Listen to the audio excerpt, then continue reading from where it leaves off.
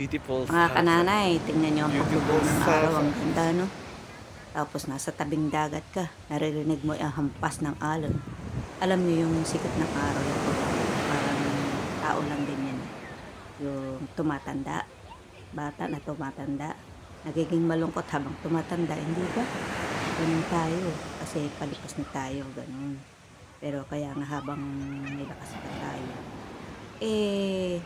Umalis tayo. Hindi yung pag matanda na tayo kaya kasi mahirap hindi ba? Lalo na kung hindi ka na gaanong nakakalakad. Lalo kung maiinis sa buhay, ano? O Valentine ngayon, kaya dapat yung mga magjojowa dyan, enjoy na enjoy, tsaka mag-asawa, no? Kahit na walang flowers yan, kasi Aura ka masyadong na dyan. malang flowers ngayon, mga Ayan, kananay. ganyan. Sayo. Diba? Ganyan. Pag di naman kayo bumili flowers, hindi naman kikita Sayo. yung mga nagtitinda, no? Ano ba dapat? Bumili o chocolate o bigas na lang?